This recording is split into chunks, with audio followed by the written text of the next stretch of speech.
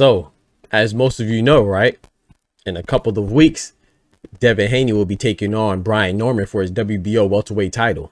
And Devin Haney has said, if I beat Brian Norman, I will take over the division. And this rubbed a lot of people the wrong way. But I'm here to say, number one, that's a big old if. But number two, he's absolutely right.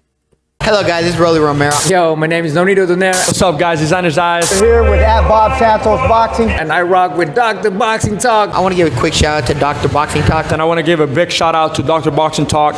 Thank you for all the love, thank you for all the support. You're rocking with Dr. Boxing Talk. Get your daily news from my man right here, the best in the business. Let's get it, baby. All day, baby. Amen. Bam! If I tell you I'm good, probably you'll say I'm boasting. If I tell you I'm no good, you know one line. Yo, what's good, Boxing Talk family? Welcome back to your favorite boxing news channel, Dr. Boxing Talk, where we are back. You know what I'm talking about? BTF Rise Up. We have some news coming from the Devin Haney camp for the much anticipated showdown between him and Brian Norman Jr., the American welterweight WBO champion, you know? So we have the battle of two Americans trying to assert their dominance on the 147 welterweight division. A lot of people think it's barren, right? And they have a good point, but I still respect the guys that have a championship. You know, no matter how barren that division is, no matter how small the division is, no matter what gender the division is, if you are a champion, I think that should be respected, especially if you are considered the best in that division. You see what I'm saying? So I think all these fighters need to be respected, and I think that this fight is great. You see, I happen to be of the mindset that Brian Norman will beat Devin Haney, but it's a close fight. It's a 50-50 fight. I want to give both of these gentlemen the credit that they deserve because they're both taking risks, right? Brian Norman, obviously, Devin Haney poses the biggest threat as far as boxing skills go and the highest profile fighter that he's ever fought. So this is going to be the biggest test, you know, on multiple levels. And then Devin Haney, of course, you know, he's moving up. He's taking on a champion that's undefeated and just knocked a guy into a coma literally in his last fight. So, and you know, with questions of his ability to take a punch, right? Whether it's deserved or not, that's the question. And so Devin Haney taking on this big puncher at a new weight class, that's an undefeated champion, that is a risk in itself as well. So both these fighters are taking risks, and both of them have obvious advantages and disadvantages, right? Like I said, Brian Norman having the punching power and the athleticism and the youth, right? And the belief that he can't be stopped right now, has the momentum. And Devin Haney, you know, being the fighter with the superior skill, you know, he probably has a better footwork, you know, and I would say he has a better jab as well. So he has a better boxing acumen. So, you know, it's clear advantages and disadvantages on both sides. But people have taken exception to an interview that Devin Haney recently done. He recently did compliments of Brunch Boxing, right? He said that, hey, man, for your listening pleasure, we are now on Spotify under Dr. Boxing Talk. The same thing on TikTok, Twitter, Instagram, Spotify, everything. Dr. Boxing Talk, man. Come rock with us. Yes, sir. Yes, ma'am. If I beat Brian Norman, I'll take over another division, essentially. And people have been giving him what I consider unnecessary and unprovoked backlash. You could say, oh, well, it's provoked because he said he's going to be the best. Well, yeah, he's telling the truth, right? I agree with him. I don't think he'll beat Brian Norman, but I respect both of them. I think it's a 50-50 fight. I think it's a true 50-50 fight on paper. I'm not sure if it's going to be competitive in the ring. I think it's going to be one-sided, you know. Either Devin Haney's going to wash Brian Norman and impose his, you know, what I consider experience, a superior boxing experience and skill, or Brian Norman is going to show us that people are underestimating his IQ and his adaptability and his ability to cut off the ring and just calling him a one-punch power guy, you know what I'm saying, which I think he's more than that. But I think that if he does win, it's going to be, I think whoever wins is going to be one-sided, in my personal opinion. But I think on paper, like I said, they have clear advantages and clear disadvantages. But Devin Haney, what I don't think is blurry, what I also think is clear cut, is that Brian Norman is the best. So Devin Haney is taking on the best in the division. And if you think about it, when he said he'll take over another division, he was undisputed. In fact, he was the youngest undisputed champion in the 4-belt era until Gabriela Fundora came around, right? Because if you just consider the males, then Devin Haney is the youngest champion in the undisputed champion in the 4-belt era. But once Gabriela Fundora did it, then she became the youngest undisputed champion in the 4-belt era. So one time for the ladies, can't forget that.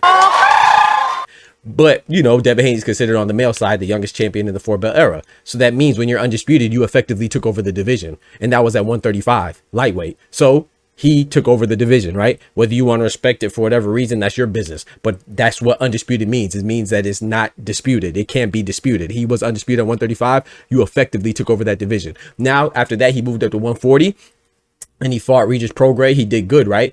But in my personal opinion, I can't say that he took that one over, right? Because it was a short stint there, number one, and we know what transpired afterwards, right? Because Alberto Puello had the belt, but he did want to fight Teofimo Lopez, and as recently, right, as a couple weeks ago before this fight, no, not a couple weeks, but a couple months ago before this fight, and Turki Al-Sheikh has even corroborated with Devin Haney's story of that the fight between him and Teofimo was offered, right, between Teofimo and Devin Haney, and Teofimo's the one that turned it down, just like he turned down the fight with Brian Norman, just like he turned down the fight with Boots, just like he turned down the fight with Subro Matias, just like he turned down the fight with Keyshawn. You get the point. And now I think he's on the cusp of turning down the fight with Shakur, but we'll see. But my point is that, you know, at 140, despite all that, and despite all the character questions that come up with Teofimo and his antics, right, he is who I consider the best at 140, right? It's his division, because even though he only has one belt, the WBO belt, he does have the ring title as well.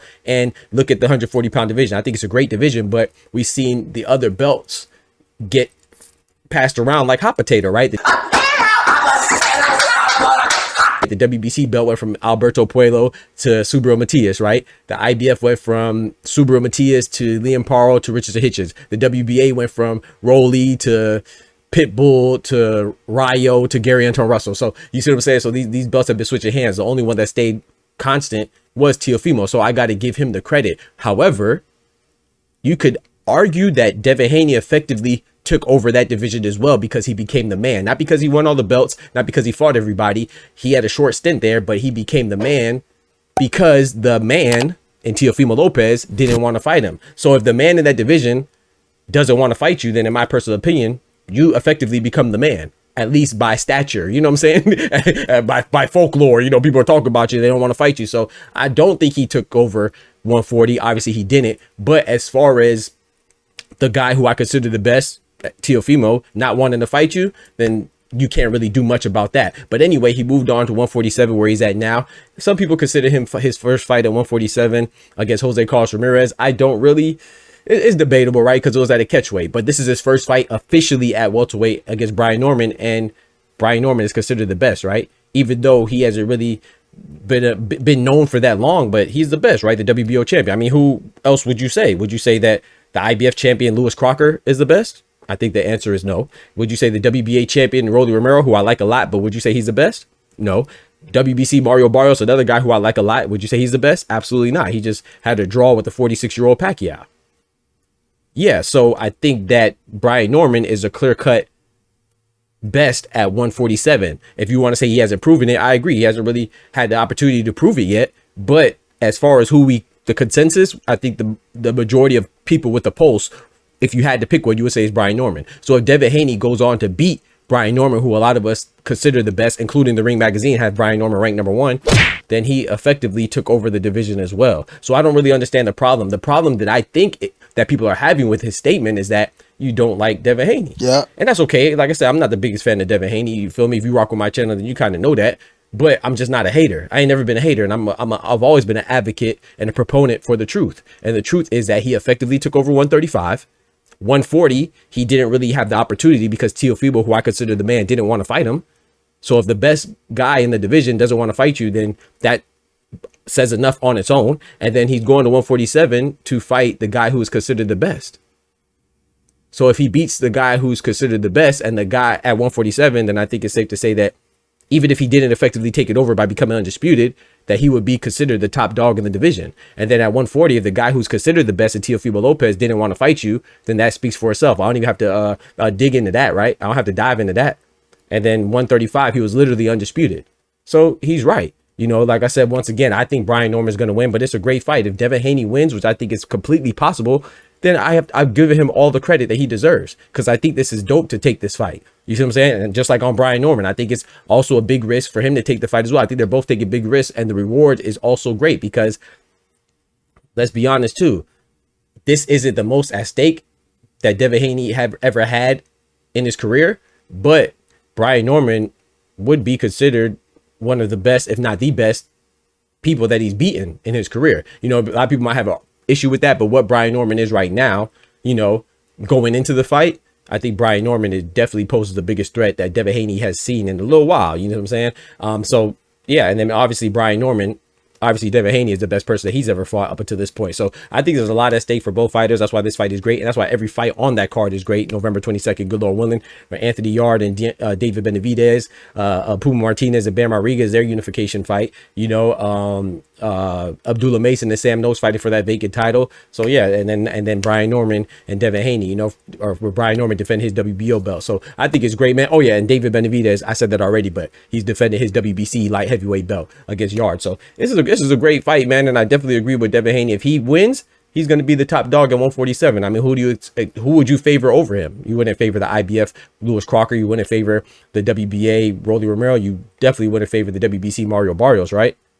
Right. So he would effectively be the best. And if Brian Norman wins, he would just solidify and validate that he is deserving of his #1 ranking. You know what I'm saying? In the Ring Magazine, because I don't think you would take Mario Barrios, Lewis Crocker, or Rolly Romero over Brian Norman either. So this is effectively the battle of the best at 147 right now. That doesn't mean it's going to remain that way, but right now at this moment, yeah, the winner of the November 22nd fight between the two Americans, Brian Norman, the WBO welterweight champion, and Devin Haney, the welterweight contender, is effectively the fight for who was the man at welterweight. That's why Brian Norman is also ranked #1 by the Ring Magazine, which doesn't mean everything, but by the people's consensus, he's ranked #1 as well. So y'all let me know what y'all think about that. Don't forget to smack that like button. But most importantly, remember, with God, we can do anything. Without God, we are nothing. The doctor's out. Peace. This is where you come to get the real, unbiased, educated news. And keep your feelings out of it. From the hood to college, both worlds they had to meet. 6 degrees between us, so cold we're about to freeze. But we're Florida boys, hot takes, we bring the heat. We're moving the culture, the engineers to the streets.